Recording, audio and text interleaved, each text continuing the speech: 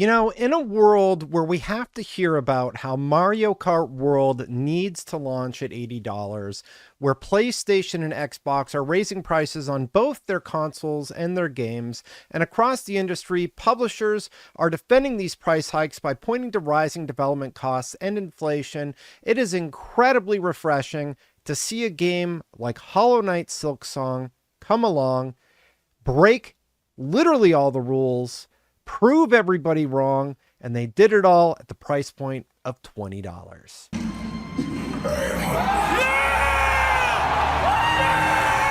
It's almost like making a great game should be top of mind.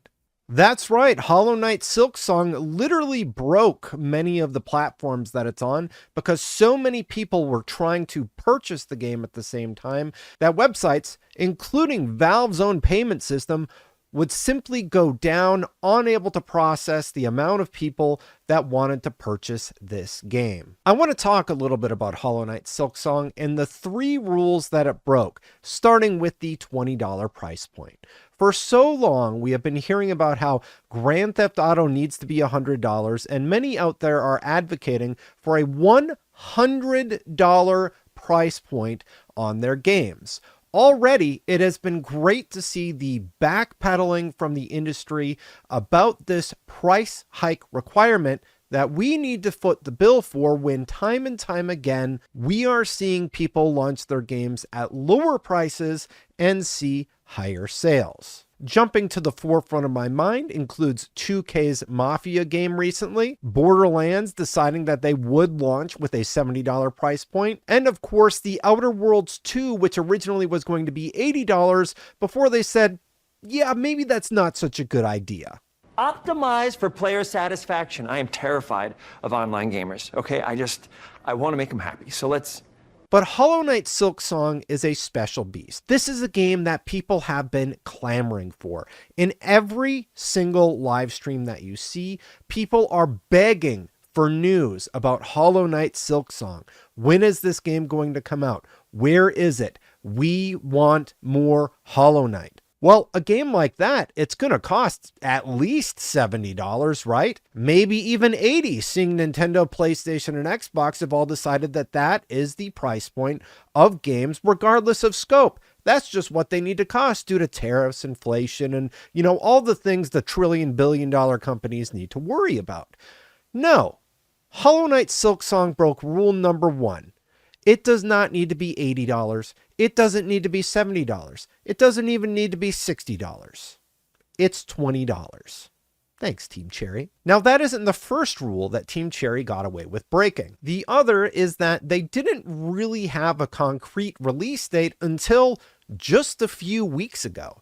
That's right, for years, people have been wondering when their game would release. And actually, the main news story that we got about Hollow Knight Silksong was that it was basically delayed until it is done. What an incredibly refreshing take. It felt like for so long, the industry was so completely out of whack with basic expectations from players who want to have a game on a disc that they can play day one, and the big AAA industry isn't getting that right. And they were getting it incorrectly so frequently that people were just being fed up. Now, I realize that Team Cherry is not EA. Team Cherry is not Microsoft. Team Cherry is not PlayStation. They are not one of these mega companies. They are not one of these companies who for years have been pushing the message that you need to pay more for a decent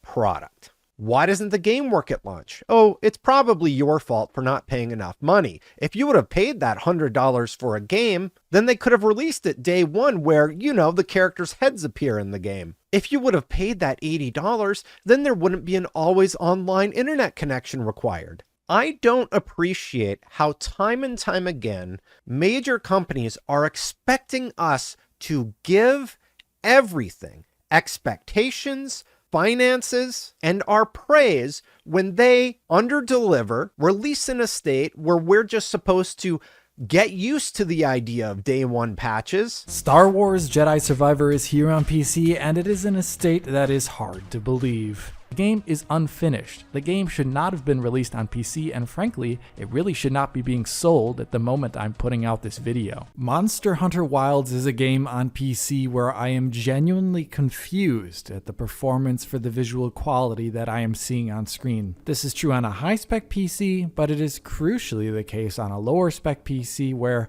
on first contact, I genuinely cannot advise buying this game if you're on a lower-end GPU or a GPU with 8 gigabytes of VRAM. In testing both PS5 consoles, there is an issue that cannot be ignored: the performance level. Over a fortnight since its launch, the State of the Oblivion Remaster's performance on console is still a disappointment. And find out that maybe they overpromised a bit with their marketing. So when Knight Siksong came along, delayed their game, released at $20, and have announced that they already have a DLC in the works, which I think most gamers will be more than willing to support after they play the base game, it is a breath of fresh air, and it is another rule broken. It is another narrative from the games industry that is proven unfathomably untrue. Remember, every storefront broke because people were trying so frantically to buy this thing.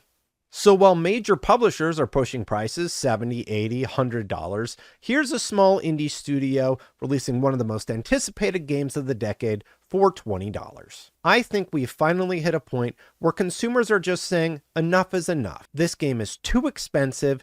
This game is clearly unfinished. This is clearly not optimized. And Silksong comes along and says, you know what? We've earned your goodwill and we're going to keep it. And here's the really, really wild part. Most video games that come out today have massive budgets. Why? Because half of that budget is for actually making the game and paying people the salaries required for 7 years of game development. And the other half is for tons and tons of marketing. They have to get that game out in front of as many people as possible to recoup their massive development costs. It's one of those figures that I just can't wrap my head around when I talk to other developers who laugh in my face at the idea of having to spend even $100 million to make their game, which has seen massive success. I'm looking at you, Kingdom Come Deliverance 2 and Path of Exile 2.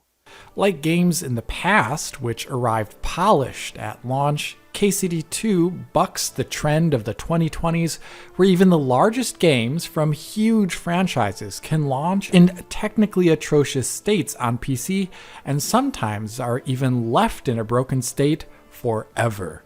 Budget is always a thing where it depends on how you look at the number, but I can absolutely tell you that what's floating around the internet is not completely wrong. So it's a it's not low, but it's a double-digit number, which is already different to that double-digit million number. I mean, that is already different to most of the Western products. Path of Exile 2 is going to be completely free, and Kingdom Come Deliverance 2 is another one of those games that bucks the trend. So what did Team Cherry do with their marketing budget? Well, it looks like they didn't really have one. If you go to their official YouTube channel, they have 3 total assets about Knight Siksong, all of which I'm willing to bet cost them little to nothing to do. If anything, I'll bet a lot of those companies were willing to pay them to showcase their game because of the organic interest around it. There were no endless trailers. There were no crazy campaigns, just a few updates over 7 years, and then what amounts to basically a surprise launch revealed at Gamescom this year. Now, look, I know everybody has a lot of considerations with how they have to make their game, but I think there has been a very clear shift in what fans expect and what they've been getting, and more they're saying, enough is enough. I'm not going to spend my money here. Sure, you can find outliers, but I think it's very interesting to see that the team at Team Cherry were able to break 3 big significant rules that we have been told are how it's done. We have to launch at a high price point. There's no other way to recoup our investment. You can't release on Game Pass, you'll be doomed. We have to release with day 1 patches and week 1 patches and week 2 patches. That's just how it is today. We have to spend $150 million on marketing or no one will see our game. The fact of the matter is, it's proving more and more often that that is just not the case. And publishers, I think, are starting to realize that no, you can't just make whatever. There has to be heart. There has to be a clear vision. You can't try and make everybody happy. Sometimes you just got to make a certain kind of gamer happy. And the kind of gamer that's happy today is a Hollow Knight fan. They delivered exactly what fans wanted, and they're now reaping the benefits. And look, to other indie developers out there, keep fighting the good fight. It's rough out there, but do me a favor, don't listen to the AAA industry and what they tell you need to do. Figure it out for yourself, and best of luck. Kudos to Team Cherry for the hard work.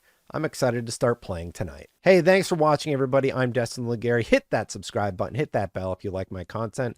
I do appreciate it very much. Thank you so much for watching. Thank you so much to the supporters. If you want to support, the best place to do so is on patreon.com/SaveStatePlus, or you can also become a member right here on YouTube. I'm going to go, but before I do, check out this video about First Light. I'm very much looking forward to that one. I'll see you for the next one. Bye for now, everybody.